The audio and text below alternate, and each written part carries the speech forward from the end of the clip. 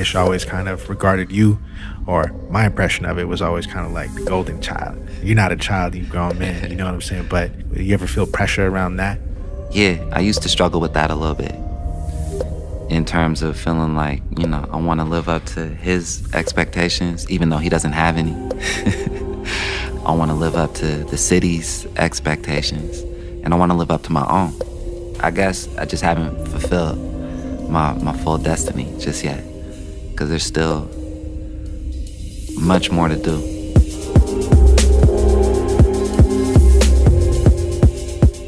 Welcome back to Fresh Off the Spaceship. I'm Larry Mizell Jr., DJ, writer, your guide in this podcast. And I'm your co-host, Martin Douglas. Throughout each episode of this podcast, we've been diving deep into the story of the Black Constellation. On our last episode, we took a look at the work and life of Nep Sidhu. If you haven't listened back to that or any of our previous episodes, please clear some space out and give those a listen. You'll definitely want to go back and check out our past episodes if this is the first one you're hearing, because you managed to skip all the way to the end. Damn. We have reached the finale of this limited series. It's almost time for us to touch back down on planet Earth. Before we do, here on the final episode of Fresh Off the Spaceship, we're taking a look at Porter Ray, Poet Laureate of the Central District.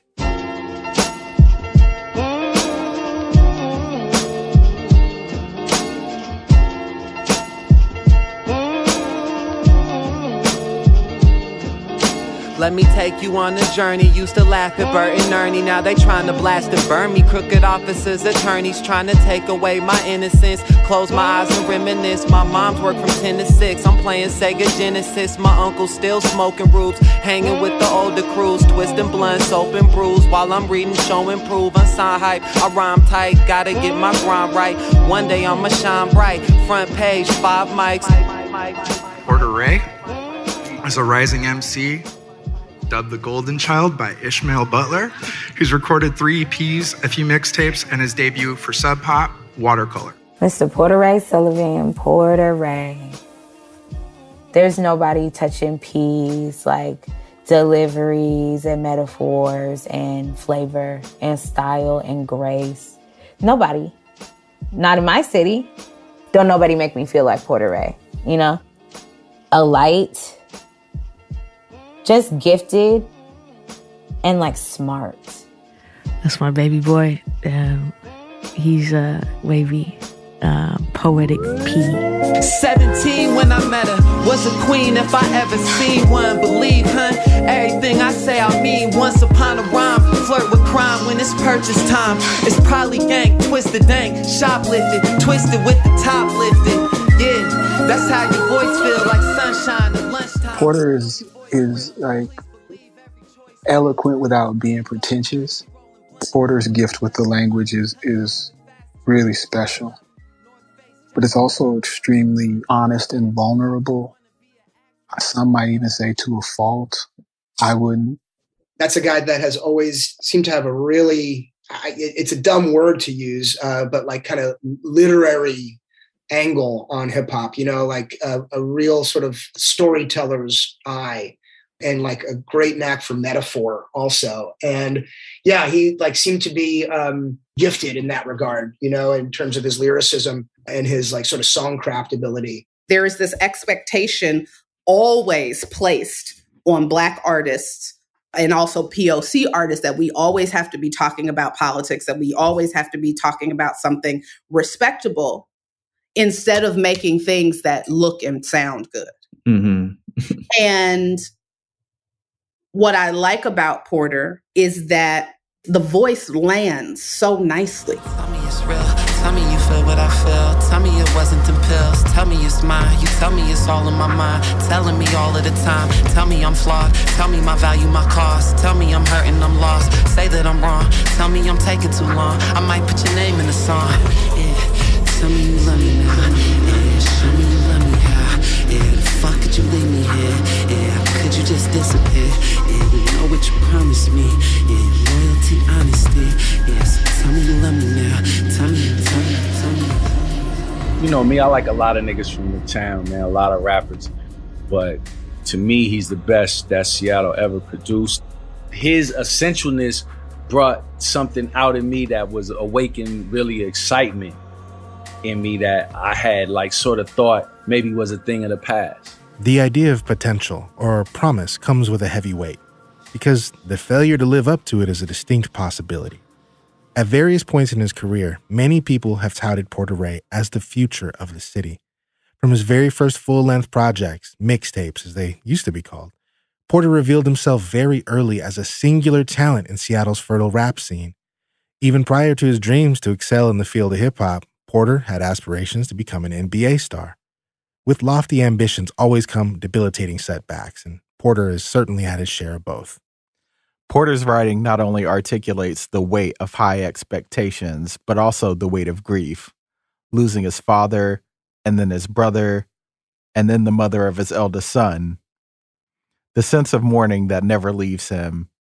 He recites gorgeous words about regular brushes with violence, the stress of co-parenting, love, sex, the allure of the outlaw lifestyle, bullets lodged in the passenger door of a sedan, safe houses in Federal Way.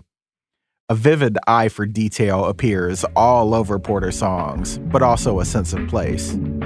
Seattle and a few of its surrounding areas serve as a striking backdrop for all of his narratives. Aaron got killed, pilled, Molly eased the pain. But hearing Joyce sang was as calming as the rain. Never felt such a feeling when the dealt lit the ceiling with the top back. Riding with my pops through the blocks back when your boy was younger. Me and my little brother, big-headed, skinny nigga. I always had hunger. My mom's named me Porter Ray, born the 4th of May. 88, light-skinned with a baby face. Started out with hoop dreams, but now I'm on a paper chase. So, when'd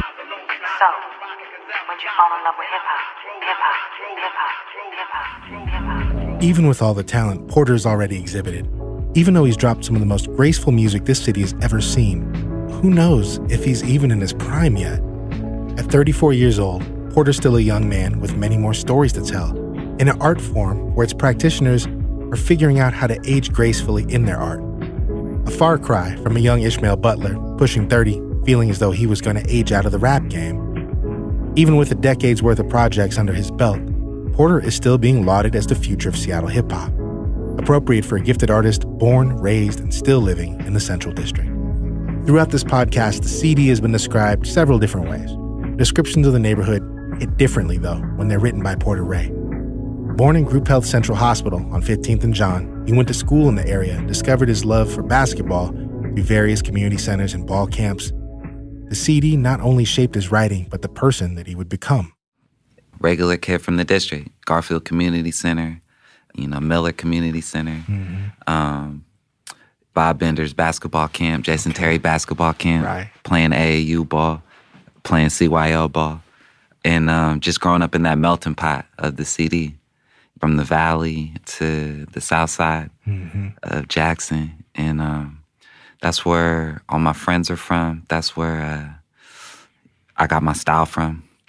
That's where I got my language from. That's where I got my morals from. The people that were older than me, whether it was at school, whether it was on the court, just walking through the neighborhood, right. On the block, wherever. I absorbed all of that like a sponge. And it was a luscious time.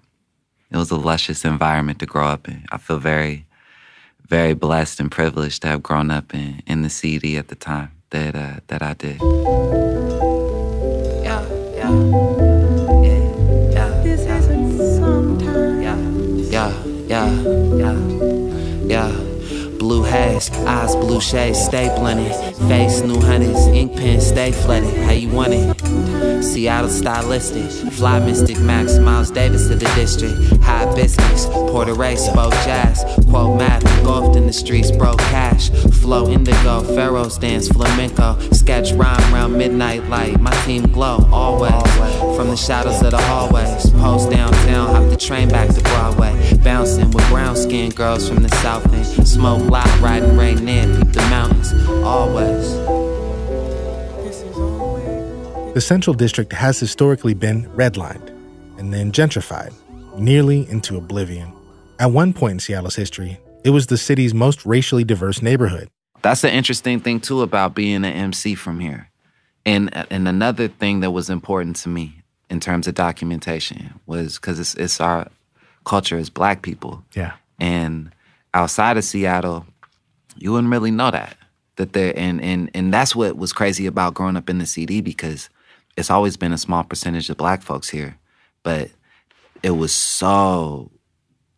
such a, again, just a luscious village of Black folks and such a close-knit and like tight-knit community. And it was all Black folks, you know?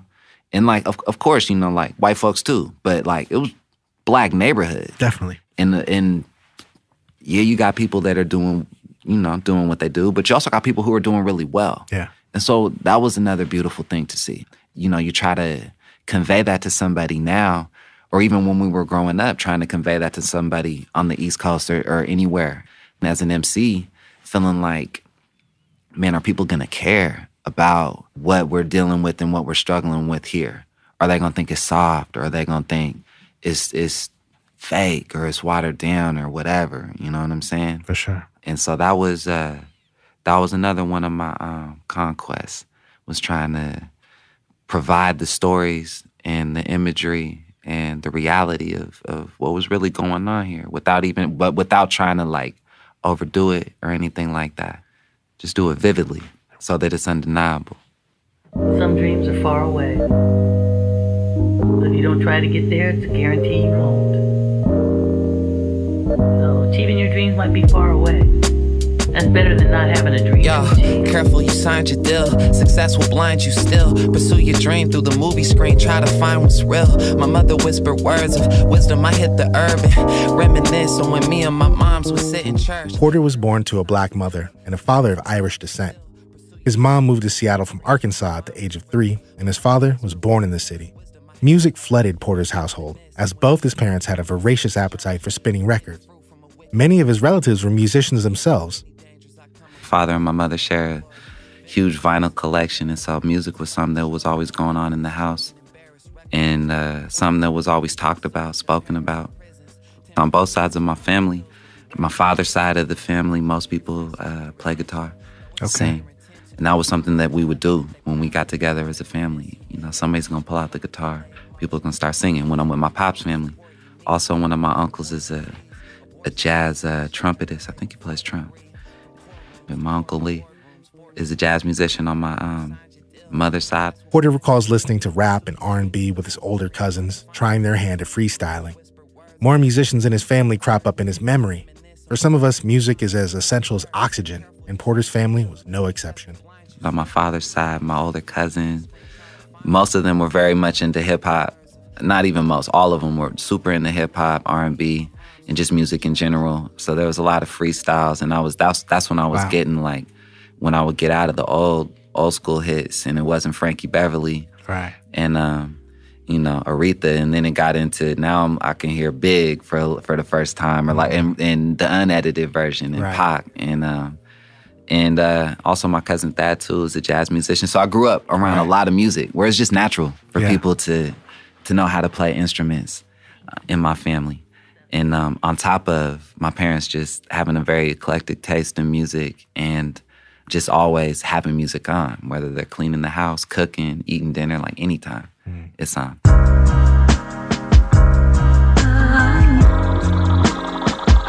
Yo, I just wanna study and travel through deserts carried by camels, mixing remedies and channel energy, circled by candles, watch my destiny unravel, survive all my battles with fortresses and castles and Porsches and different pastels, enemies try and cast spells, mesmerized by sex and lies, dazzled by the dice gamble, judges waving gavels, they pistols pop and crackle, flee with fire in they flannels, counting cash flow, hiding ammo, dope in the door. A big narrative thread in Porter's early music concerned his hoop dreams, his aspirations to become an NBA star. After participating in various youth leagues and basketball camps, he played ball in high school, inspired in part by one of his biggest inspirations, his father. My father played ball at Western. He was a walk-on. It's something I'm really proud of, actually. Yeah, both on record. And during our recent chat, Porter has mentioned his father's coolness and good taste. He also spoke about how his parents first started dating. It's an ill story about my moms and my pops. My mom is, I think, 16 at the time, and she's a lifeguard down at Mount Baker Beach. Okay. And she's doing her thing. She's at work. And my pops is walking around with his boombox, with his radio on his shoulder. And it's pumping Who's That Lady by the Isley Bros. Yeah. And he stops at her and waits for a sec. And she looks at him, they exchange a glance. And then he, I think my mom's is like, like what or whatever, because he's taking a gander. And he says, I'm not going to leave until you answer the question. And this is the introduction of my parents. And, then they end up getting married, having me.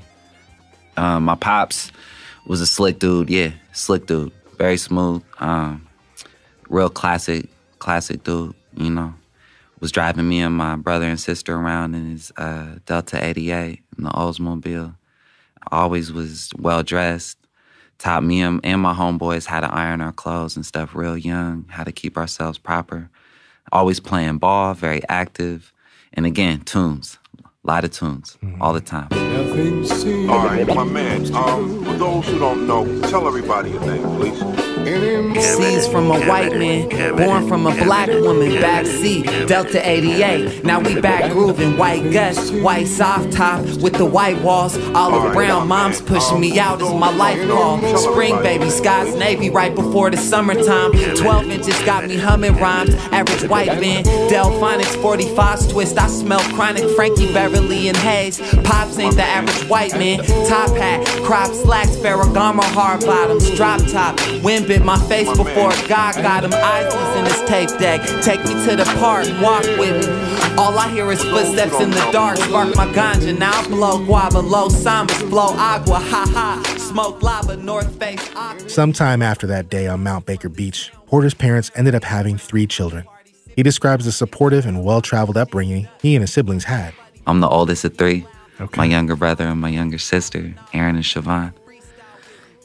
Where I'm 6 years older than my sister, 3 years older than my brother. Yeah, grew up in an environment with all the potential you could ask for. Yeah. Loving parents, always family around. We got to travel when we were younger. I remember going to Mexico when we were younger, going to Hawaii, things like that. I was the only kid with my basketball in Mexico because everyone's playing soccer. Right. And I'm the only one with my basketball and the only black kid around trying to hoop. I remember I came back from Mexico. I had the fake FUBU backpack coming into 5th grade. Right. So those things, little memories like that were very, very precious to me. Porter treasuring memories of his childhood comes from a life of grieving lost loved ones, which started with his father when he was just a teenager. Porter remembers being a caretaker for his father when he was in high school and ultimately when his father passed away. My father got sick with MS when I was around 11 or 12. And so that was an ill time for me too. Ill time for me and my siblings, for my whole family. And then, lost my father when I was like 16. Ended up losing my brother when I was 18.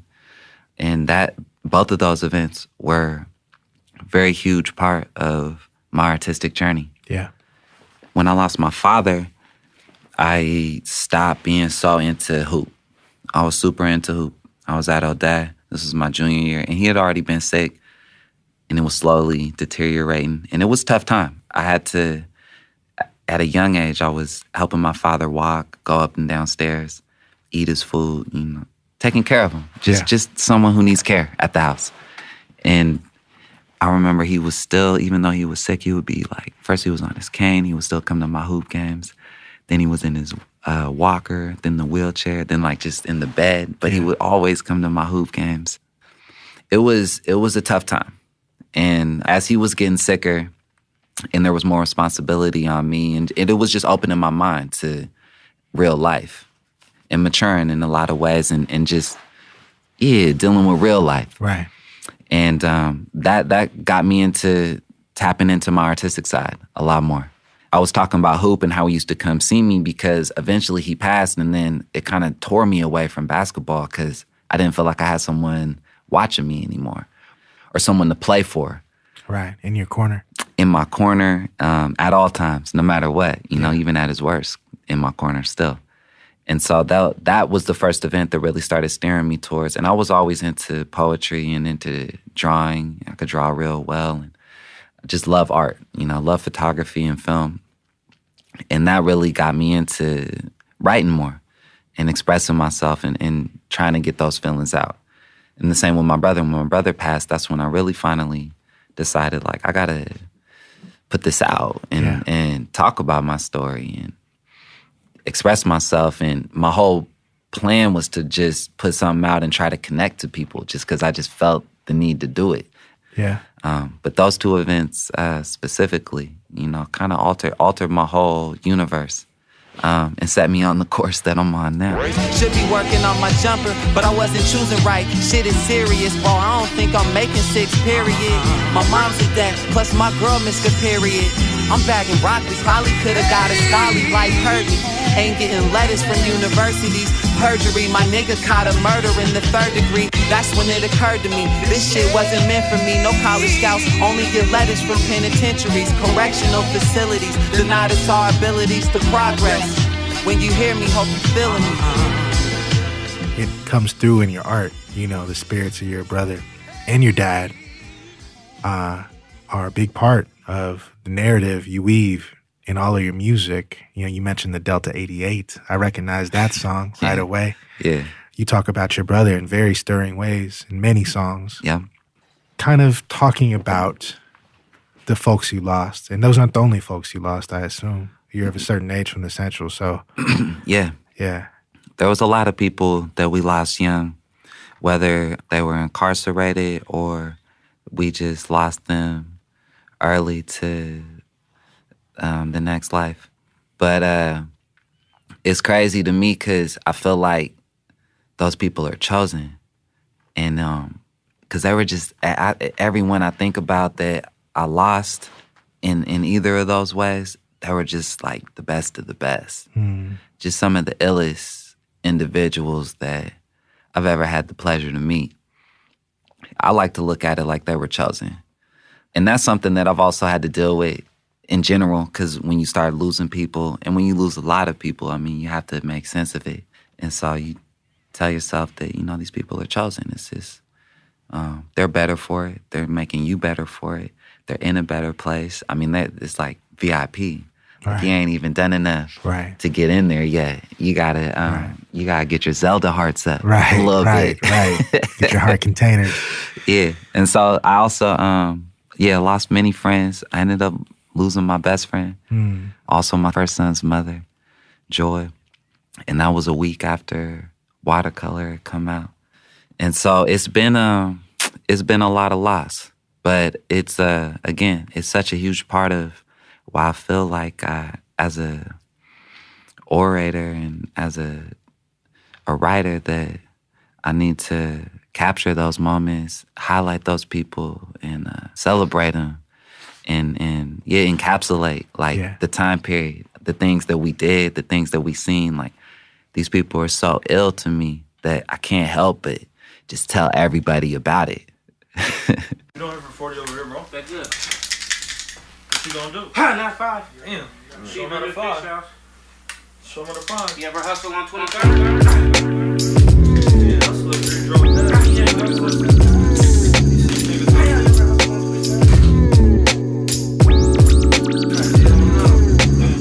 Porter lost a lot of his people, his friends, his family.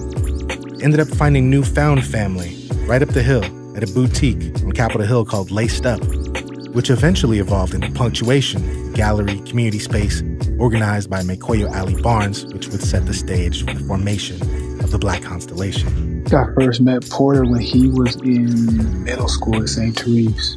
Me and my collaborator and good brother Christoph Roberts went and did a art class, like a kind of one-off art class at my old elementary in Madrona.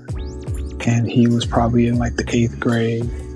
And him and his little brother were around there, and they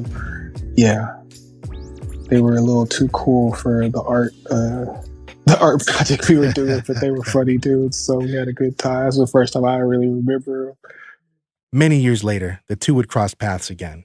Porter was just off the block in the district all the time. Now that I think about it, even before I realized that, you know what I mean, kind of put the two and two together, that it was the same dude from middle school. He was, running around, participating in different entrepreneurial ventures in the neighborhood. When we started Punctuation, he was kind of like perennially there, man. It was always like, we had this collective of people who would be extremely helpful, but inevitably when it came time to hang a show, a lot of people would have other things that they needed to get done. Right. But Porter was like clockwork, was there like every exhibition to help hang shows. Porter quickly established himself as an essential part of the team at Punctuation, ingratiating himself with MAB.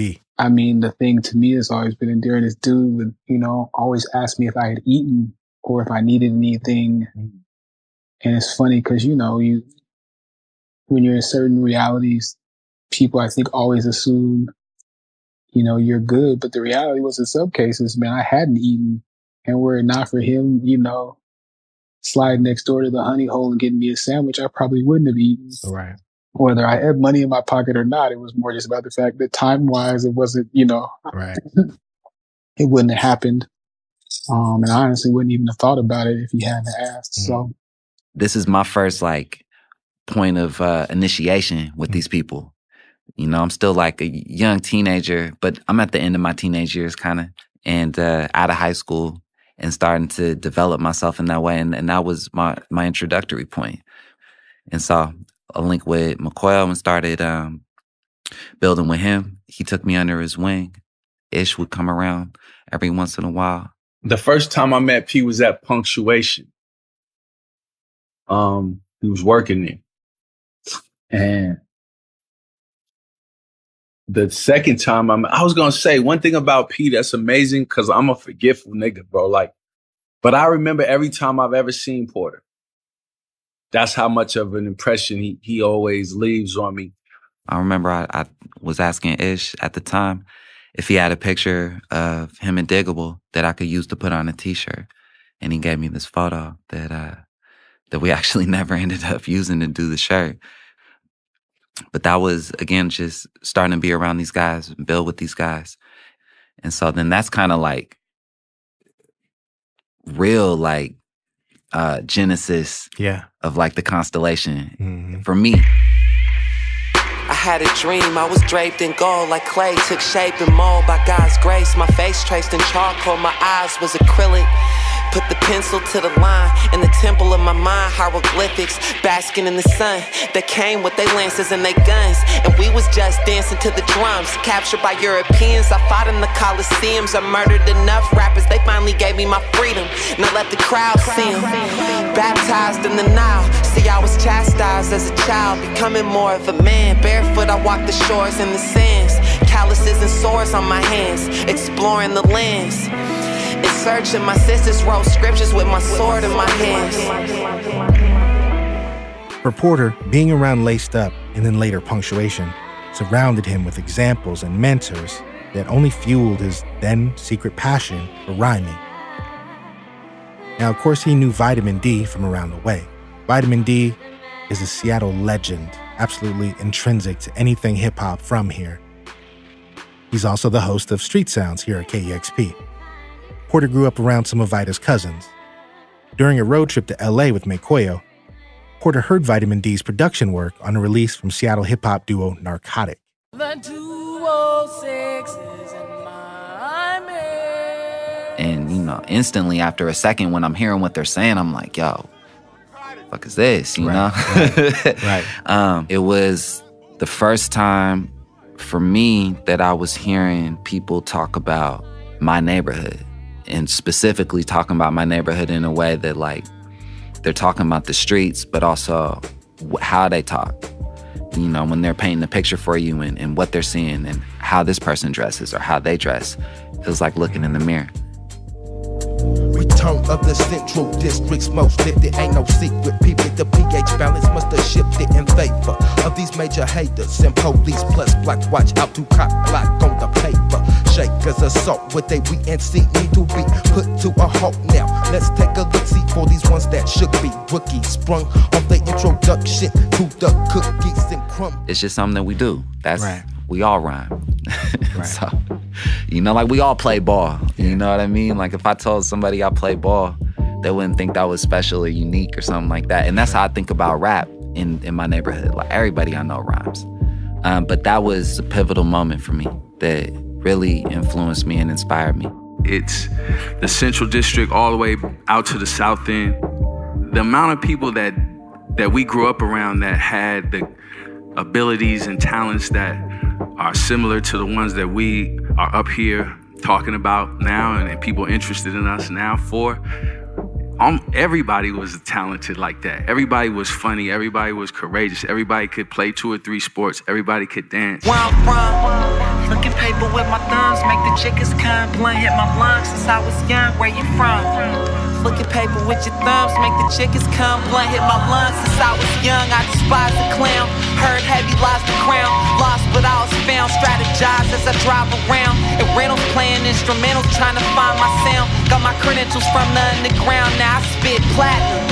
Bust a nut in the Magnum, split paper up in fractions. Me, Ike, and Nate Jackson, what's happening?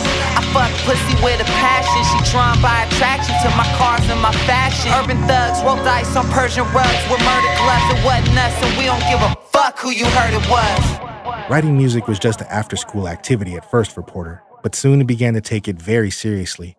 He met his boy Caesar, who began helping him record and produce tracks, and soon they were off and running, stacking demos and tracks. For what? Nobody was sure yet. When I first got hip to the music, he handed me over a file that had like 80 or 90 songs. Like, you know, which for somebody you didn't even know was making music is a statement, you know what I mean? It's significant. Like, and some of them were just sketches and they weren't finished. And some of them, you know, I've come to know as other songs or, you know, but a lot of them I haven't heard since. McQuayo also introduced him to Jeff Gillis, a music industry veteran who would eventually become his manager. I started hanging out around Jeff more during the punctuation era.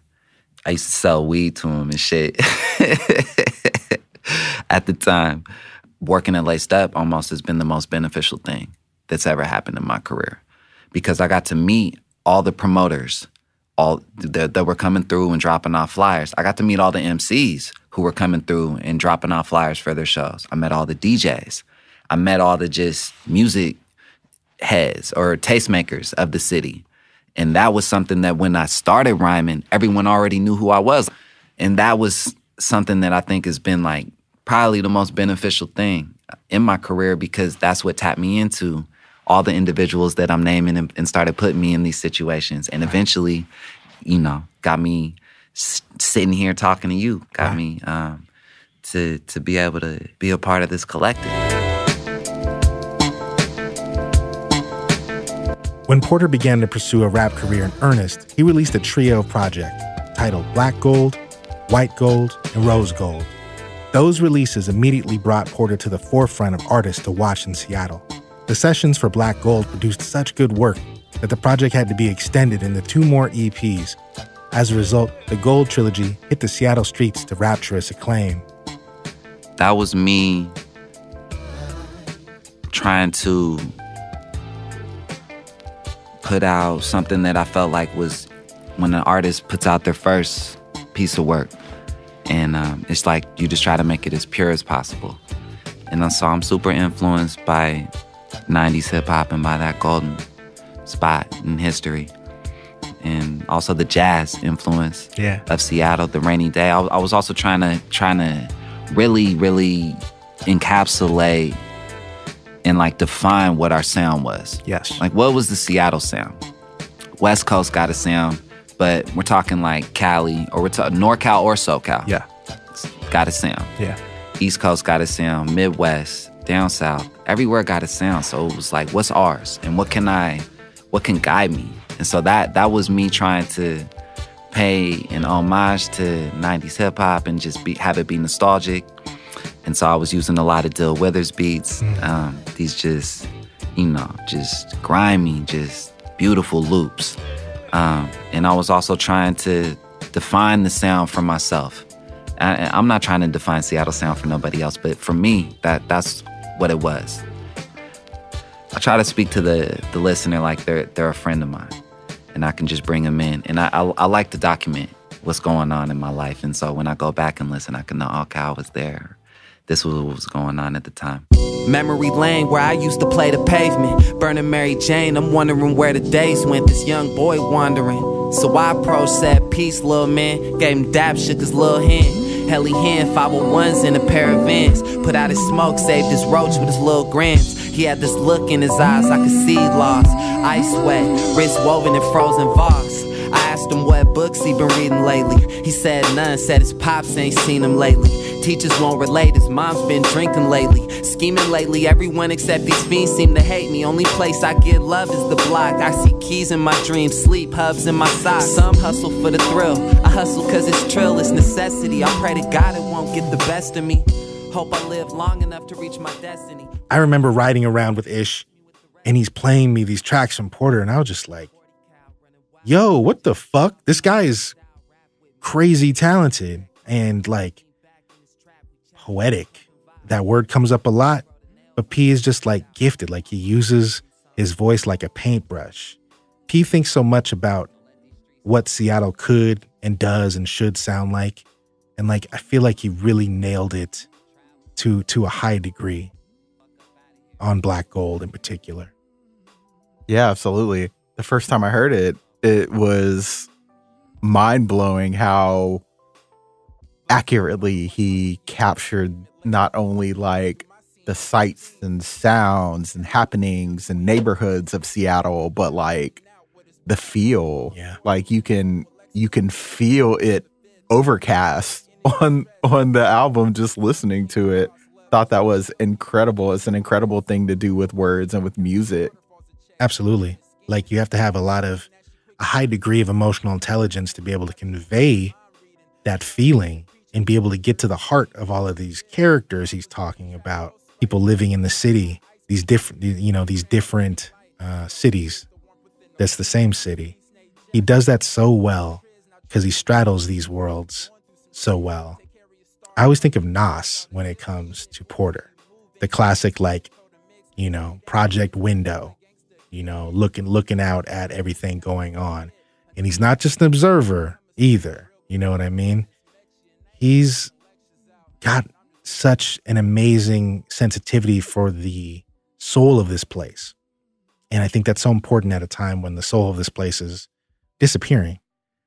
I always trip over, and he's probably sick of me talking about 5950. And I love all of Porter's catalog, but that song is absolutely one of my favorite Seattle hip-hop songs of all time. Twisting up sticky for niggas who ain't with me. I puss it in the air, put on a fresh pair of Griffies. I hope you got yours, yo, I got mines with me. Cause niggas catching bullets through they 5950s. Twisting up the way it captures the feel of this place, the tragedy of being from this tiny community that's torn apart by gun violence, and seeing people you grew up with murdered and treated like disposable garbage, and him reminiscing and talking to the people he'd lost while he's driving around Lake Washington. Like you can't not feel it if you're from here. Yeah, absolutely. I think of Checkmate. I think Checkmate is like my quintessential Seattle song. On pretty days, I see 550s gray sliding down Denny Way, smooth like when Penny played, but anyways. On pretty days, I see 550s gray sliding down Denny Way, smooth like when Penny played, but anyways. And just the neighborhoods that he rides through, and not just the neighborhoods that he rides through, but like the gear people are rocking, like North Face fleeces and Pendleton flannels, like, is very incredibly specific to the city. Yeah. He talks about, how he's got a fresh pair of Griffies on. Like, you just see Seattle uniform, you know, coming through his pen, and his gift of collaboration and the way he bounces off of his collaborators. Like, he finds where he is in that room, sort of like Eric Blood talked about, you know, putting sound in a room. He's in that room with his collaborators, and he figures out exactly where to move his sonic furniture, where to put his voice, which way to come at it. And he's always unique. He's always fresh. You don't hear him reusing cadences. You definitely don't hear him imitating anybody. He's such a gifted memoirist too.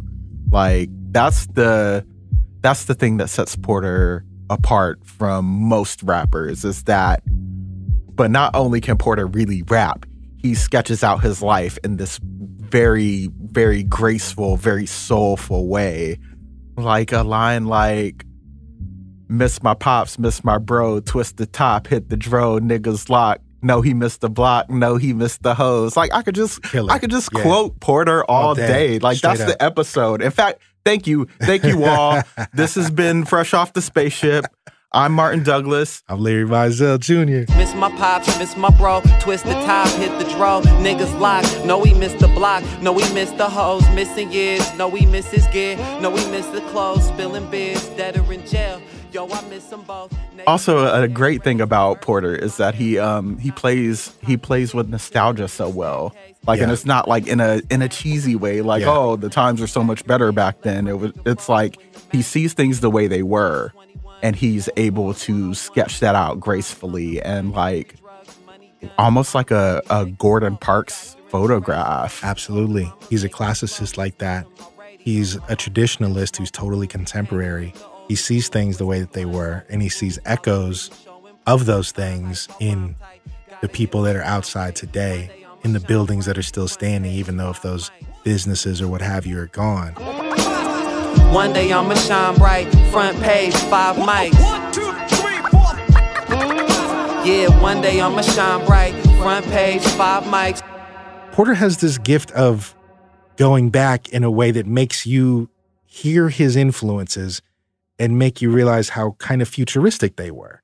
When I hear him, I hear how he reflects on cats like Infinite and Narcotic and Ishmael, and how all of the music that they made was actually ahead of its time. He points to the past in a way that takes you to the future, and it's really cold-blooded, and he does it with such humility and grace in everything he does. Yeah, we can dead all this Drake Jr. talk too, man. Nah, like, man, Drake, come on. Let me tell y'all something. Porter would wax Drake and all of his ghostwriters for Dolo, and I would stake my reputation on that. Absolutely.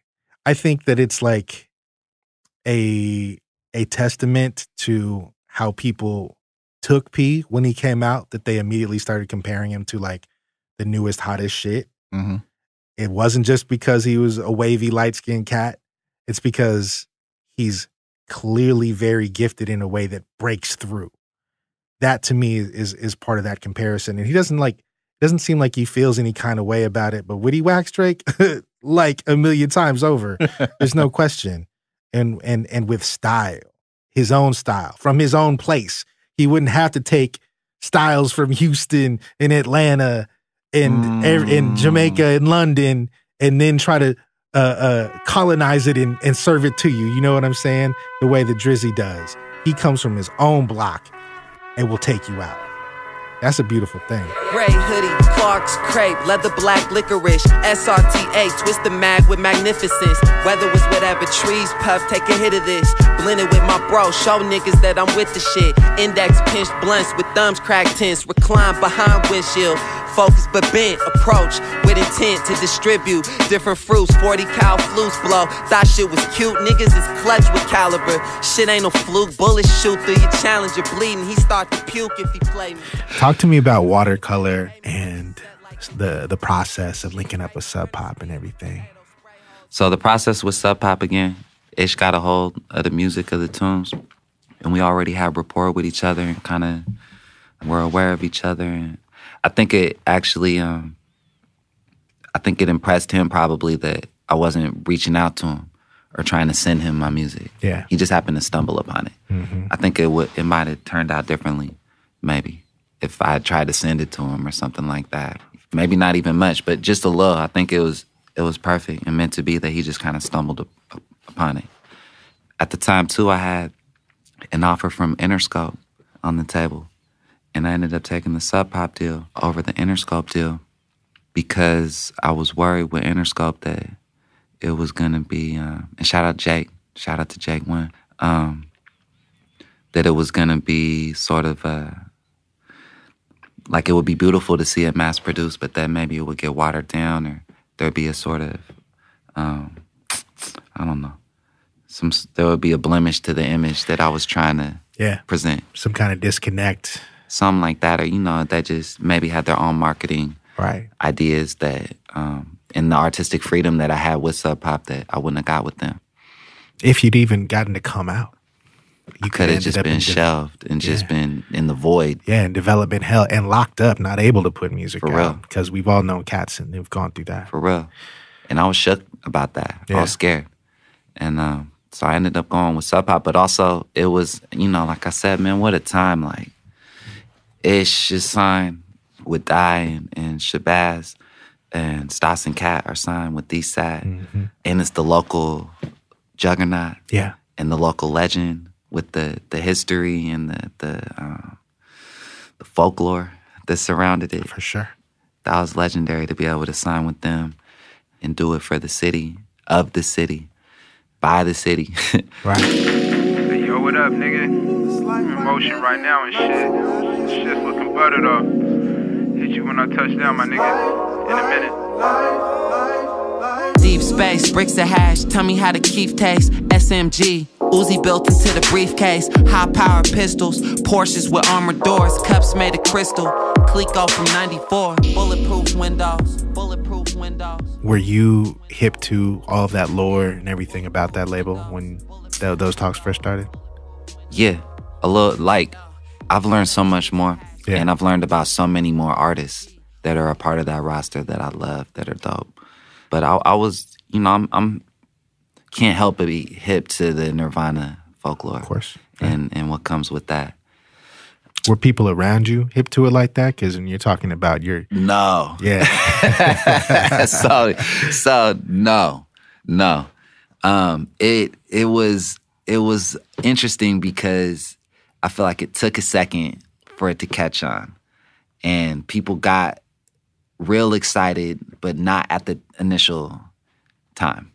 I think it was exciting that, like, I had signed a quote-unquote record deal, that I had a record potentially coming out. But saying that I signed the Sub Pop to, like, my homies, they're like, to who? Right, you know? Right. Like, what do you mean? And so it was interesting trying to, like, really get people to be excited about it just in my life, like around me, friends and family and stuff like that, who weren't hip to it and hip to the folklore and the history of it. And trying to explain to them, like, how monumental and just legendary this moment is. And they weren't getting it at the time. A lot of people weren't. It wasn't that big a deal for a little bit. That's so interesting because, I mean, there's such a huge music industrial complex that sprung up around everything associated with the bands that Sub Pop is associated with from that time. But there's so much of our Seattle that doesn't have any connection to that and doesn't know anything about it. Yeah. So you have these two Seattles kind of thing. Yeah. That's Seattle in a nutshell right there for you. Yeah. It's two totally different realities taking place every day, all day. And I grew up right in the middle of both those worlds and was exposed to both those worlds. So it's something that I've always experienced throughout my life is, you be in the hood with your guys and it's a totally different reality. The conversations that take place, the interests, the hobbies, the musical taste, the fashion, the food, it's all different than being outside of the neighborhood and being with my other friends who are living totally different lives. and neither are privy to the other's life or even concerned. It's like, you know, it's interesting growing up in the middle because I'm seeing both, and I see how that in a lot of ways they're interconnected. I mean, obviously interconnected and intertwined, but they really are so separate, and that's that's Seattle for you. It really is. It really is, and it feels like it's gotten even more stark. Yeah, over the years, for sure, much more. Yo, Calvin Klein panties, crop top, eye candy, 2 backwoods, 3 bottles, 5 Xannies, frames on, black bucket hat, watching James Bond, nails long, colors change like crayons, orange crush, Capricorn, born in the first month, fine as fuck, fell in love from my first blunt, I admit I get lost in the moment, hips, hypnosis, watch her floss the components. With the addition of Ishmael Butler on their A&R team, Sub Pop signed Porter Ray in 2014.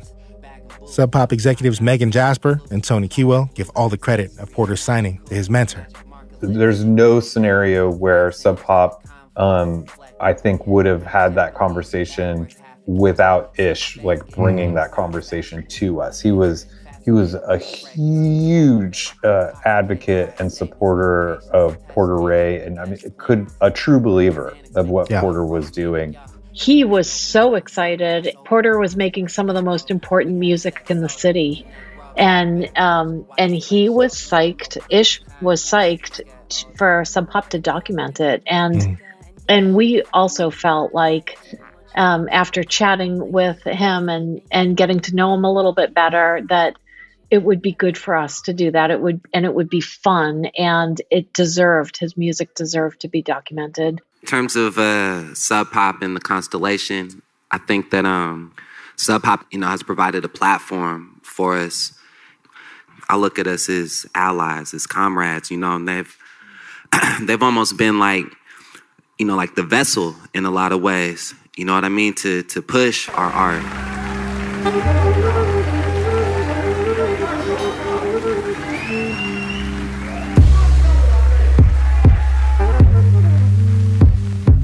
We'll get deeper into Porter's story after a short break.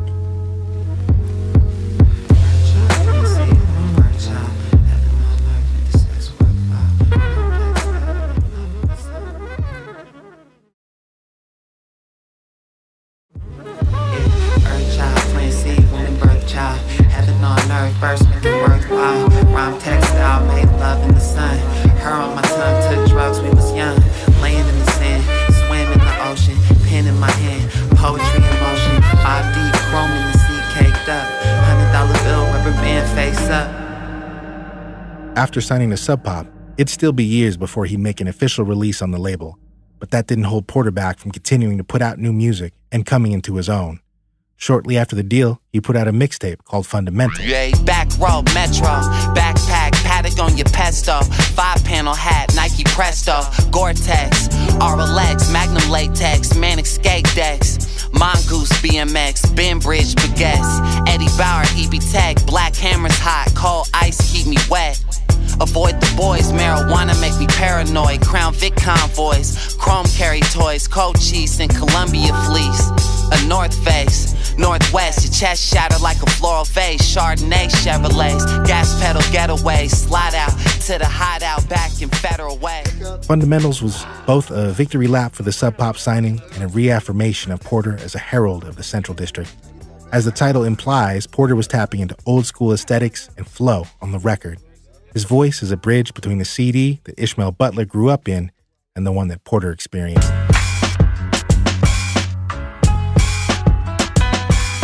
My grandmother watching Gunsmoke, just a young nigga broke trying to swallow blunt smoke. Now she in the kitchen cooking up some soul food. My uncle smoke rules, fucking up my whole mood. My auntie's talking shit back and forth while we eat. My cousin's freestyling back porch to the beats. Yo, a bullet turned my brother to a picture on the wall. So I crumble up the chronics, put the swisher, let it fall. Hit the weed twice, breathe life, shoot sevens, get my cheese right. I squeeze dice in a circle under street lights. With weed pipes, sway Puma Clydes, G-Nikes. Hella high in house parties off the East Pipe. Puff, puff, pass, trying to get his ass back. Cuddy keep crapping out, trying to get this cash back. Goons grasp gas and Gore-Tex, matte black, black strap hidden in my North Face backpack. Black, black.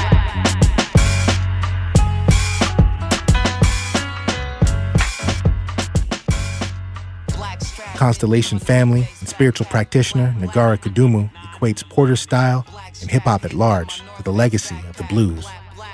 I've listened to enough hip-hop to know the difference between poor delivery and great delivery, and Porter has amazing delivery. He tells a story that is not palatable, I think, always. And that's a conversation within hip-hop that will continue to happen.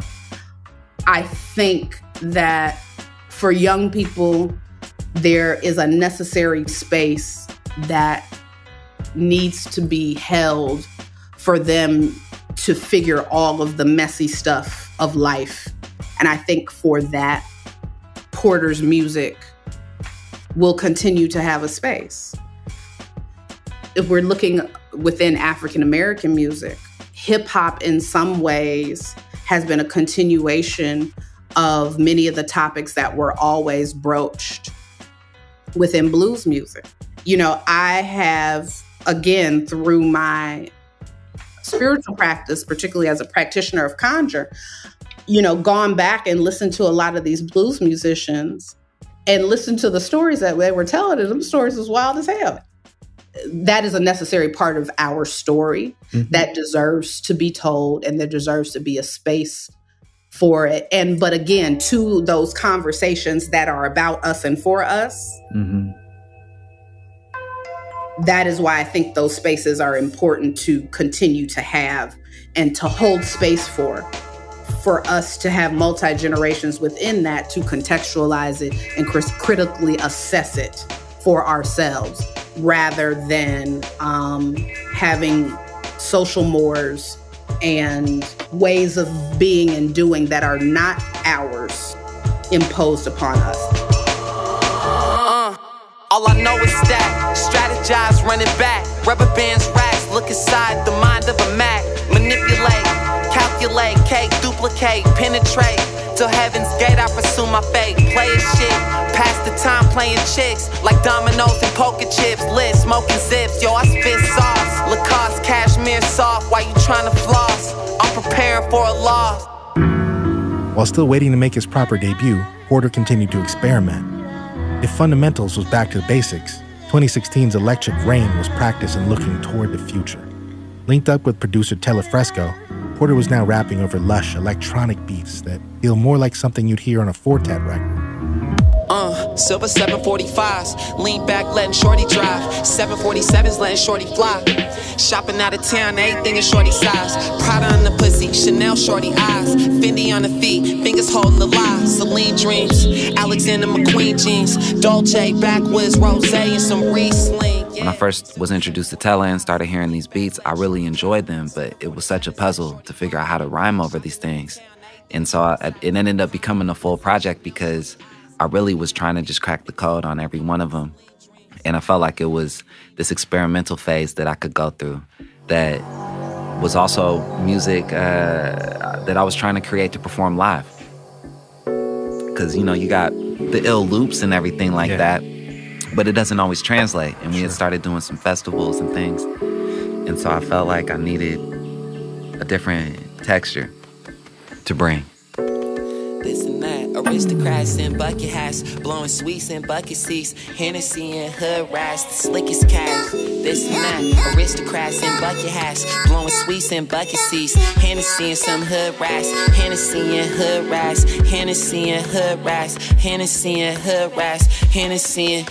Yeah, the slickest cast, this and that. Aristocrats in bucket hats, blowing sweets in bucket seats, Hennessy and hood rats, Hennessy and some hood rats. Hood rats. Hood rats. While he continued to refine his sound and build up his reputation, Porter still had some lingering self-doubt, particularly around the sound of his voice, something he says he still struggles with.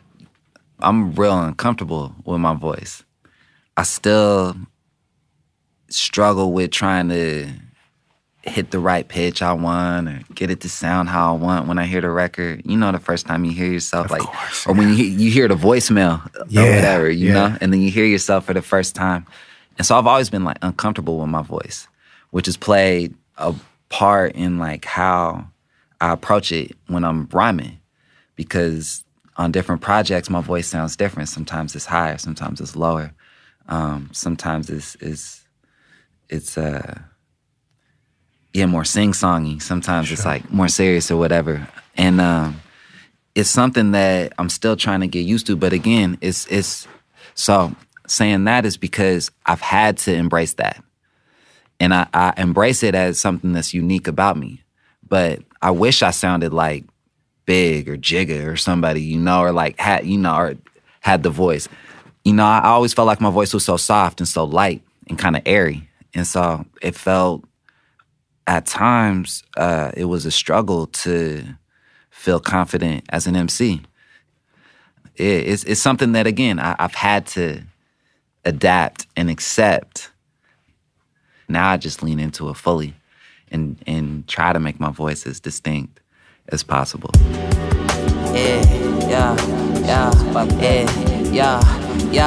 Niggas dying over cheap jewelry. Peep this week's movie, freaks speak loosely. Get smoked by a cheap Uzi over gold chains with white Jesus. Reporters watch the life leavers. Officers tape the crime scene up. The sky spinning, close your eyes, sleep peacefully. Pray before you eat with me, Brody. Stare at the east with me, the sunrise. Look at the nexus. I'm cooking breakfast, flexing. Another young life, they took his necklace. Paid his dues, daily news, make his face famous. Yo, he paid his dues, daily news, make his face famous. I think all artists got to deal with that. I think it's especially difficult in hip-hop because it's so competitive and there's so much machismo and bravado and arrogance that comes with it. And I got much insecurity and doubt about it.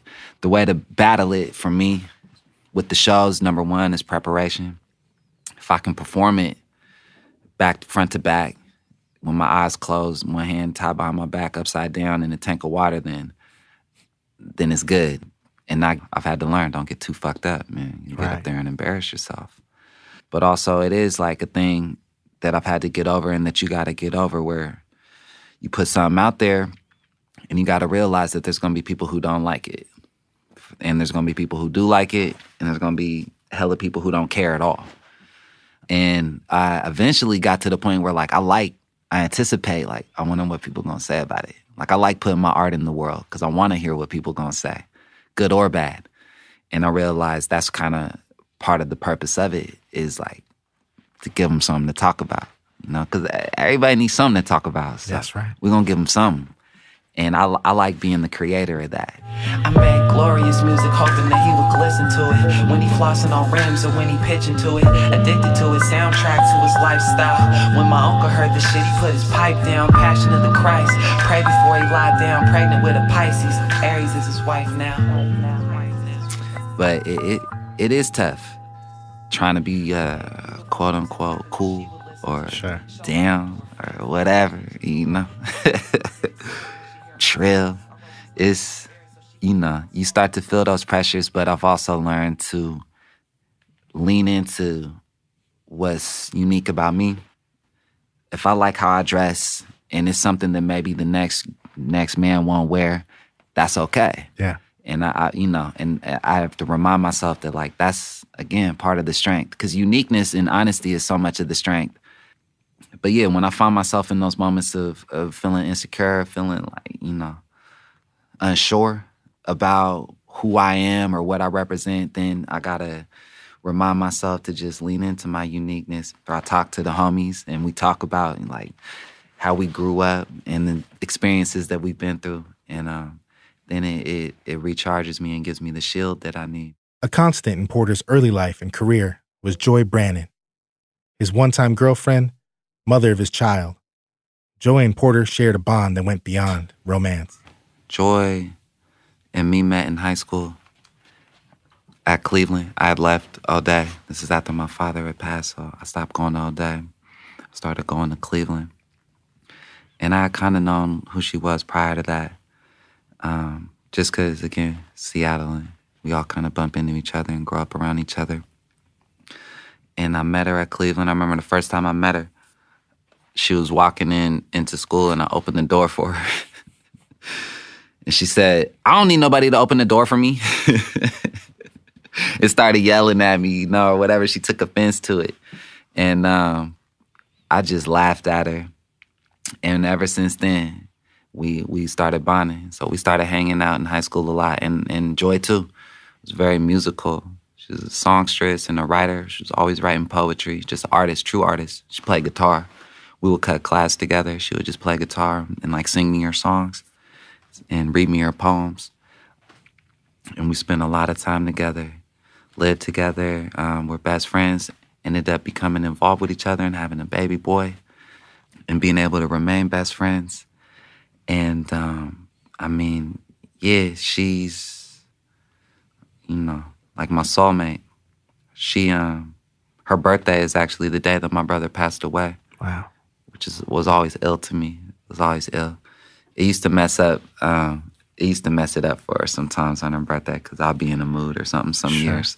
But that was always ill to me. My son was born the day after my father passed, my oldest. He was born the day after my father passed.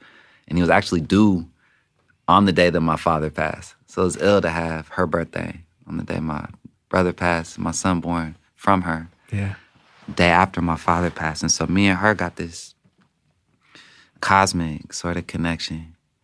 And man, one of the truest, just honest, most honest people, you know, like she gonna come in the room and she gonna let everybody know she there.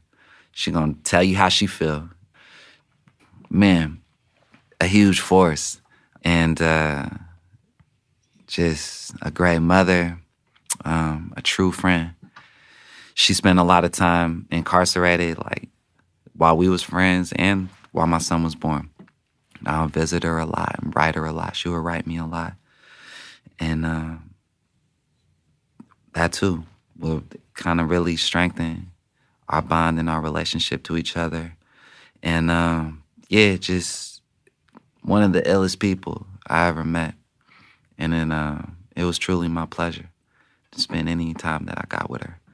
A lot of people might say, you know, maybe kind of rough around the edges or aggressive, but just, you know, she wore her heart on her sleeve and she was dealing with real life.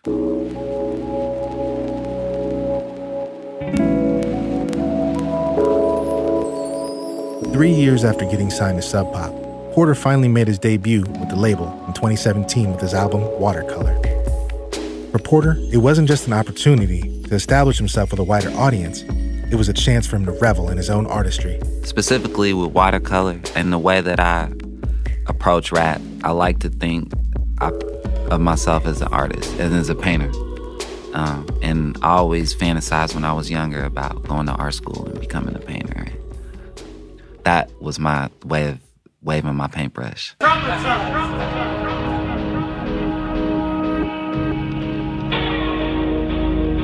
Before my nigga got shot in the face, and all my homeboys got caught in the case. B.I.G. locks, I was bopping the mace. Madison Block had us rocking the bass. Chased by a cop with a sock full of beige. Face front page, put a bullet in your braids. We all die young, caught by a stray. Shoebox money moved up to a safe. Yeah, pounds in the fridge. White t-shirt, tray pound on my hip. iPhone 6 with an ounce in the whip. Alpine pump, dog pound in the clip. Bounce to the shit, blend in my ear. Switch lanes, see my son in the mirror. Gun in my gear, someone interfere. Chasing my dreams, I ain't running from fear. Chances are slim when you coming from here. You have always struck me as like a super craftsman when it comes to it. Your timing, your word choice, your beat choice, everything. Yeah, I definitely try to approach it as and learn about it as a true musician. And so even though my voice is my instrument, I'm still trying to study as much as I can, and really take the art as, you know, as serious as I think it is. Again, we were talking about documentation. Yeah. It's part of our culture, our history, and so it's a very serious thing to me, and like a very serious tradition. Yeah. That I feel that I have to like uphold. Coke, white Harlems. Know a few chicks who like coke and got problems. Couple of my partners sell dope with gold bottoms. Infrared beam scopes, coos with low mileage. Blunt full of dream smoke, Snoop in a hybrid. North Face having face looking. But there's no denying that the Sub Pop deal meant more visibility for Porter in the broader musical landscape. And with that, a chance to put his city on the map for hip hop. His city is all over that album. Watercolor is packed with features from folks like Ish, Moni, Stas, his people like Nate, Jack, Castro, Dad, and the legendary Central District MC, Infinite. That was another big thing for me, especially with the Watercolor album, but also with all of my music. I've always wanted to work with my people. And so, like, when we were saying with Black Gold, I was trying to define the sound for Seattle, but also I felt like the best way to do it was to just work with the people that I'm around. And so from, you know, the vocalists to the MCs to whoever's mixing it to the producers was all people I had direct contact with that I probably grew up with in a lot of ways. And I really tried to do that with Watercolor too, with the skits, with everything. I wanted to get as many people as I could to be a part of the whole project. With the release of Watercolor, Porter also got his first opportunity to do a full nationwide tour. For an artist who'd spent years playing venues in his hometown, suddenly he was getting to see how his music was resonating in places he'd never been to. He brought along part of his Seattle crew, including longtime producer B-Rock and one of his partners in rhyme, Tacoma MC Bruce Leroy. Yeah, we was riding together, man. We had Airbnbs and hotels, so like in every city, you know, San Francisco, that was the first time I performed. Now, I never been there and performed, so that was the first time I got nervous for a show. Because normally I don't look at the crowd, but I remember like walking in for sound check, like, damn, this got 3 stories. You know what I'm saying? It's a theater and shit. I'm like, oh, shit, this ain't Umos. You know what I'm saying? So I look out, I go out the wrong door and I see all these people. I'm like, oh, shit. Man, I was nervous for that. But we bodied that too. We bodied that. I was watching Shabazz every night trying to get familiar with a lot of the music. Because at that time, like I had only heard like the album that dropped whenever I met Porter, that's all they was playing over and over and over. But they was going in the catalog. And I was like asking like, yo, where's these songs at? You know what I'm saying? And so I was just watching their performance every night. And they was just icy. Ish come out. Ish come out with he got the coldest gold chain of all the chains ever made. And it's not even a chain, but it's a chain though. It's the coldest. You know what I'm saying? I just ironed my shit, man. I didn't know what else to do, man. That's all I could really do. Like I was wearing like basics, like why even get dressed? You know what I'm saying? Just wear a white tee. Like these guys is wearing like, they're just beyond my ideas of fashion. I'm not even gonna think to even like put that together, bruh. Like it's like watching somebody who could break dance hella good and then they tell you to go. And you like, shit, I don't even want to do that. That's how I was feeling. I was watching their show. I was like, damn, like their performances was shows. I can't waste my time with you. You can't see the sky, it's blue. You can't watch my crown off you. Can't you see the crown got juice? You ain't even put up on the juice. Come on, everything you claim, no proof. Come on, try me with a stain, no use. You gon' check my chain? Yeah, that ain't cool. Going on the road was a beautiful thing. It was a beautiful thing. I really felt alive being on the road. And I felt like I was fulfilling my purpose in life. And it's very exciting. It's tough work. It's tough work. And I learned a lot and, you know, made a bunch of mistakes, but also got a lot of blessings out of it. But it was very exciting, being from one city to the next, meeting different people, seeing the atmosphere of the city, starting to like be able to gauge the energy of what the show's gonna be because I'm in this city or I'm in that city. Connecting with people, meeting people, really exciting. It's an adventure every day. And, you know, I was astonished a lot of the time when people would already know who I was. Or they came to the show because they'd already heard the music and were a fan of the music. Or maybe they were at the show for the first time and were transformed into a fan. When I was on tour, Shabazz obviously is packed. Most of the shows sold out. When I was on tour by myself, if it was a festival or something like that, yeah, then it'd be filled up. But there were times where there might be like 5 people, sure. 10 people in the crowd. But there might be like 4 of them that are like, nah, but I knew you were going to be here and I came to listen to your tunes tonight. Right. And so it was very humbling, but also, again, very stimulating and like motivating. In the middle of the emotional high of touring, tragedy struck Porter again. While on a tour stop in Austin, Texas, he got word that his soulmate, Joy, had passed away. Joy had passed. So for the watercolor tour, when I went on tour with Shabazz, Joy had passed, and I would always do arithmetic that's got her singing at the end, and I would let it play for every song and then kind of break down what was going on. And there was this intimate connection that I had been able to make with all of these different crowds all over the country.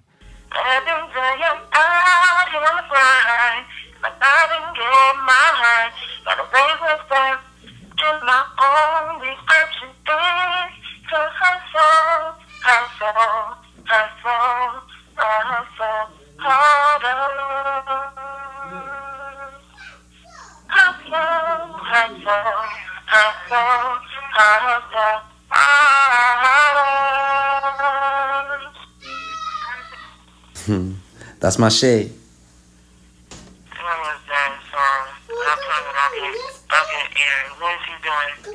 Aaron, come here. Aaron, did you hear mommy sing? Aaron, come tell your mommy you love her. I love you, mommy. Okay, I'll go. I love you too, baby. You say good night? Good night. Good night, baby. Thank you. Hi. Oh, see you soon. Okay, that's one. Okay, bye, Porter. Bye, love you. Love you. Can I ask how she passed? She passed in a car crash. And unfortunately, while I was on tour, I was in Texas on South by Southwest. Her family's from Texas. And so, like, I think either the night before or, like,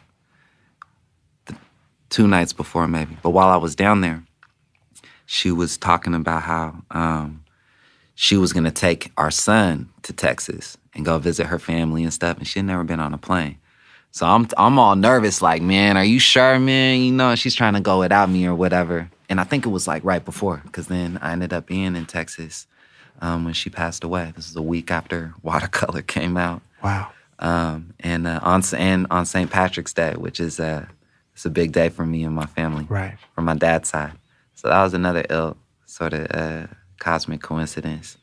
But yeah, she never seatbelt on. And the driver was drunk, and they got into a wreck on the freeway. And she ended up passing away. She was the only one in the car that passed away. Yeah, I lost a couple friends, it's beautiful though. Pop mo, hella women in beautiful clothes. Cookies by the O, another show, spend time on the road. Now everywhere I go, I'm on the radio. Yeah, I lost a couple women, it's beautiful though. Hit the draw, know they hearing my beautiful flows. My video, now they jealous like all of my foes. And I'm pulling up on them in a UFO. When you write about and process about the people who have passed on that you've known, does it still feel raw when you perform these things? Does it feel like healing? Yeah, both.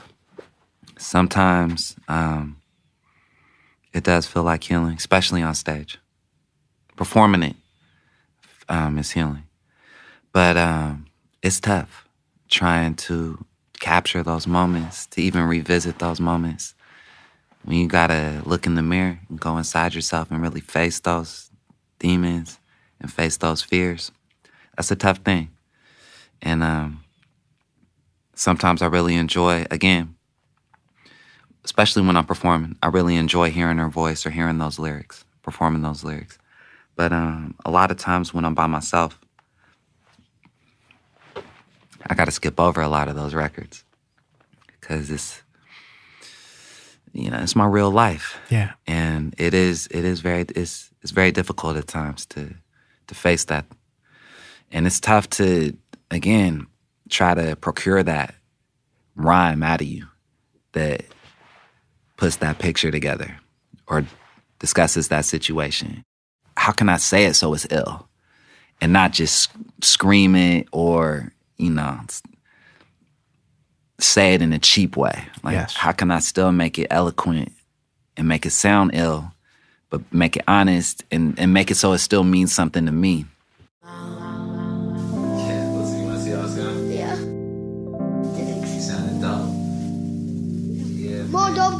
songs I did. Yeah, for real. So, How old are you? 6. What grade you in? Get call in. You gonna be a dope MC, boy. We talk about continuum often on this podcast. The past, present, and future in conversation through the lives of the artists of the constellation. As much as Porter has experienced with those he's lost, he also sees toward the future through his 2 sons, Aaron and Sky. Being a father is an ill thing. It's an ill thing. It's very difficult. It's expensive, I'll tell you that. But it's so fulfilling. And it's changed me in so many ways, knowing that not like it's over for me, but having to embrace the future and let go of the past in a lot of ways, because it's not over and I can still do what I want and chase my dreams and be who I want to be, pursue what I want. But I do have to remind myself, number one, to treat that with care, because I got people coming up under me, my boys, but also to create space for them within that so that they can do the exact same thing. It's something that's changed over time, how I approach rhyme. I think about records that I made and shit that I'm saying, whatever, that I wouldn't say in front of my children and that I probably wouldn't want them to listen to. Even shit that I grew up listening to, where it's tough. I try to find the balance because I want them to be exposed to it, but also I want them to really retain their innocence and their purity before you start getting exposed to different shit. And it's the most, like hip-hop is the most beautiful thing to me, but it also did like direct me in certain ways or influence me to do certain things that I thought was cool or whatever. So it affects how I rhyme. That's what defines me. I'm gonna say that. That's what defines me. If I'm defined by anything in this life, I want to be defined by the father that I am. And so I try to do my best to be the best father that I can be. My children are most important to me, and I'd quit rap tomorrow and work at the fucking post office if that's what my kids needed me to do. Or whatever, like that's the most joy that I get. That's the most fulfillment, even more than being on stage. Anything else, being with my kids is when I feel like that's real life. And it's so funny because like things that I love too, like hoop. I love hoop, and I grew up, love hoop to death still. But I love it even more, and I have even more fun watching my son hoop than I ever had playing ball. I'll spend many hours playing ball, but I get more out of it by just watching him enjoy himself. I get more out of it when, my sons be rapping to me or when they got a song that they want to play me. And so being a dad is what defines me, and fatherhood to me is like the most important thing I got going. Especially at this moment, at least, because my oldest is 10. What's up, A? And my youngest is 5. What's up, Sky? And their adolescence is fleeting, and this is like the sweet spot right now, where I could still wrestle with them, tickle them, and kiss on them, and hug them, and that we're still tight, and they still want to be around me.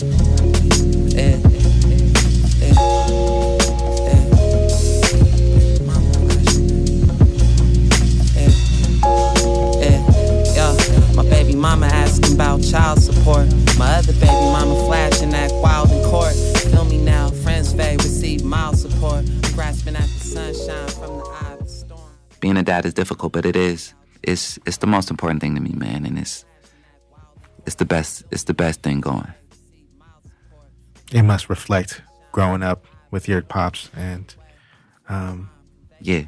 I was lucky enough to have a dad who was really engaging and really supportive and was around, who was with my mom. I was lucky enough to have both my parents together. And again, my dad was very active, and set a great example for me. It's super important for me to be in my kids' lives and try to be a good father and spend time with them. And I owe that to my pops. I appreciate it, pops.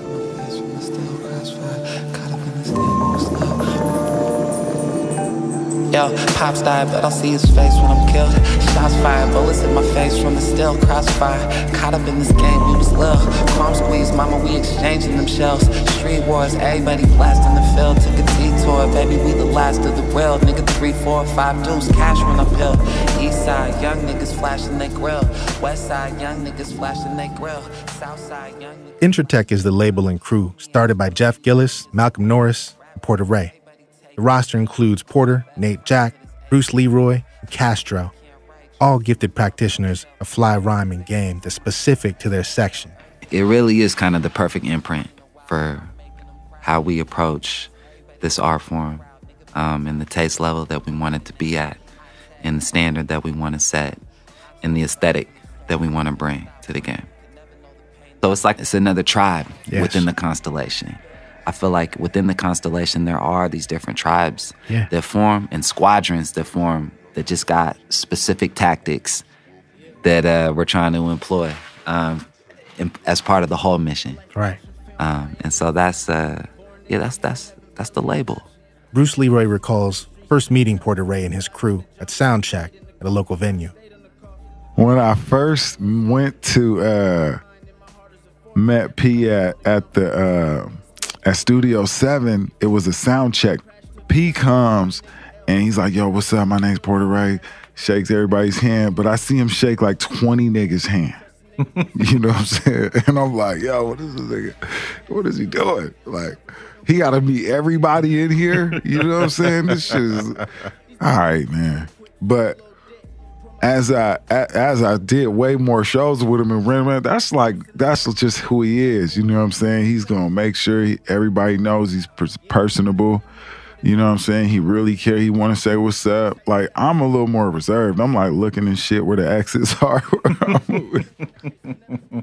So it's just different from the nigga that I came up there with. But anytime you could touch the stage with that many people on it, you know, you the nigga of the moment, you know? And, you know, he always gonna take that, you know, opportunity. Yeah, I'm ready, B. Turn this shit on. Yeah, some jazzy shit. Shit feel classy. Yeah, I'm white teed up. Dope boy sweatpants. Nike from the feet up. Jeezy lighting tree up. Me and Castro in the coupe. Try and jeopardize our lives. It's only natural that we shoot. Yeah, I'm rolling naturals when I shoot. I feel like the scene sees me. I feel like they get me. I feel like I got more work to do. The scene is only who contributes to it. And so I've kind of been on hiatus a little bit. And so who am I to speak on the scene? Because I haven't been contributing to it. And I've been absent. It's true. Porter Ray's presence in the Seattle music scene in the past couple of years has been sporadic. In a time where artists, and rappers especially, feel pressed to release a project every 3 to 6 months just to stay active in the marketplace, it's been almost 2 years since we've heard new music from Porter. He's only performed live a couple of times since venues even started reopening post-pandemic lockdown. Feeling like it's been a minute, and to be reintroducing myself onto the circuit and being able to get a chance to perform again, I've been feeling like I got to come out and make a statement. Not only am I making a statement for myself, but just a statement for live performing artists. Agreed. That when we get out there and get in front of an audience, you know, we got to continue to prove that that shit is magic. It's one thing to be regarded as the future of Seattle's story music scene or the city's next truly significant artist. It's another thing entirely to roll up your sleeves and make sure that promise is fulfilled. The props, the credit, the accolades are all ephemeral. The work is the only thing that lasts. I like to show and prove. What it really comes down to is just putting in the work, keeping your head down, showing it, proving it, and then letting the people decide how they feel about it. One of Porter's objectives moving forward is to reestablish that connection to Seattle's rap scene and to help it grow. One of the many topics we've touched on during this series is that Seattle has one of the most overlooked hip-hop communities in America. Porter wants to do his part to make Seattle too substantial to ignore when it comes to rap. Yeah, young queen, gems, jeans, and her eyes green. Brown skin, blue dream, make her eyes gleam. She eat good, dress good, blow the best good. New Versace, vintage Vivienne West. I want to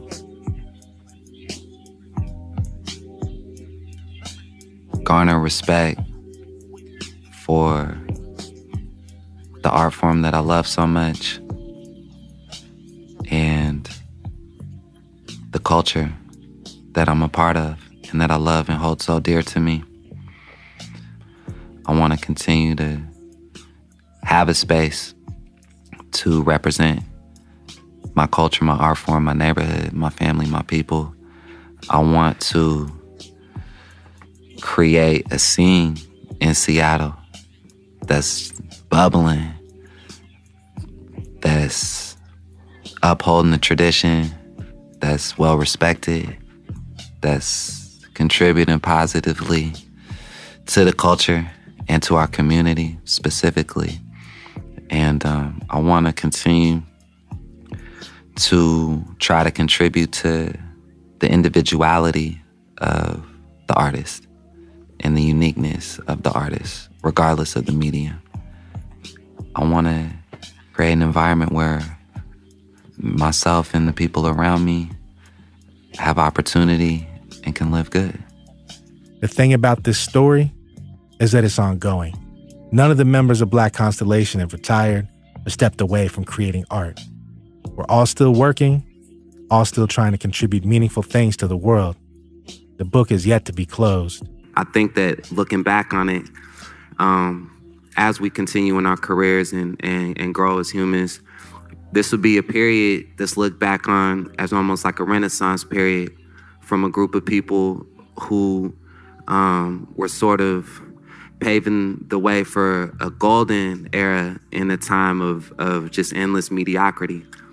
And I think that it'll shine a lot brighter. You know, someday we'll just get better with time and continue to shine brighter as time goes on. And I think that individually, for all of us, the sky's the limit, you know, and that we're all gonna surpass what even any of us think is on the horizon for us. Porter just crushed that shit.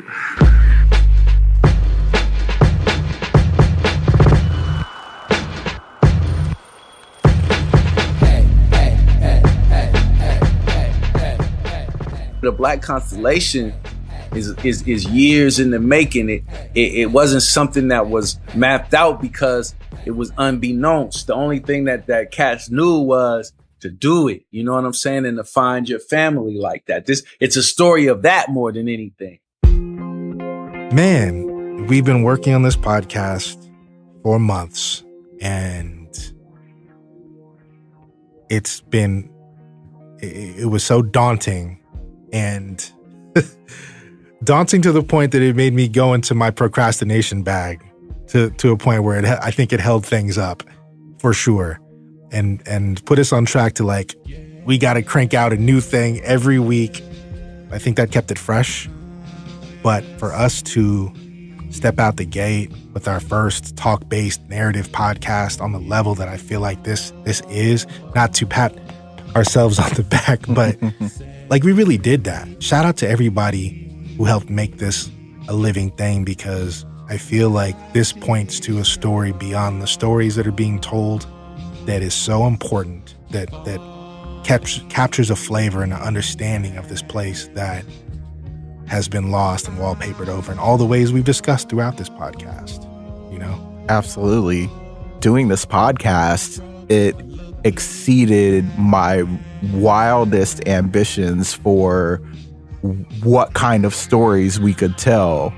And yeah, just all of the incredible themes that we got to talk about, like the history of Seattle, the history of erasure Yeah. in Seattle, about sexuality, about music, like just all different kinds of music. And like, not only that, but ancestry and grief and really heavy stuff. Like there were things that I had no idea about getting beneath the surface and talking to these artists and hearing you talk to these artists. And it has been such a beautiful, amazing process and so labor intensive that, again, you know, I'm going to therapy. It's one of those things where, yeah, it's been real heavy, but that heft comes with a reward. It's absolutely been the most rewarding creative endeavor I think I've ever been a part of. I've been making art in some form or fashion most of my life, and I am beyond proud of this. It's a love story to this place, but not just to this place, to connection, to truth, to the ancestors, to the future. And I hope that it inspires others to approach their art, their relationships, their day, their families in a way that reflects all of the incredible stories, histories, passions encapsulated in this podcast. I hope that more artists are privileged to find community the way that the folks in the Constellation have together. And I hope that they're privileged to be able to work with a team like the people who brought you this podcast and are able to make something like this. I know that there's a lot of inspiration that people have already felt because they've been telling us that the whole time. I know I've felt boundless amounts of inspiration because of the work on this. And it's made what has been a rather Herculean workload feel like flying down the highway with the top down. You know what I'm saying? And I'm really supremely grateful for it. This episode of Fresh Off the Spaceship was written, produced, and edited by Martin Douglas, Janice Headley, Dusty Henry, Isabel Khalili, and myself, Larry Mizell Jr. Audio was produced and mastered by Julian Martlew, with additional audio editing by Janice Headley. We want to thank Sub Pop Records and all the members of the Black Constellation for giving us permission to include their music in this episode. We also want to thank our volunteers, Elena Clark and Natalie Vinn, for their work transcribing interviews. Lastly, we'd like to express gratitude to Gabriel Teodros and Jackson Long for their continued support throughout this series. Money. Hi, I'm Isabel Khalili. I'm part of the team that's been making this podcast. And I wanted to give our final word of gratitude to you all who've been listening along and following the series. It's meant a lot to us to hear from you. We feel very supported. We feel excited and energized to do more podcasts like this in the future. So definitely stay tuned. But first, you know, this podcast wouldn't be complete if I didn't remind you that KEXP is listener-funded, freedom to bring you projects like Fresh Off the Spaceship. So you can show your support now by making a donation at our special link, kexp.org/fresh.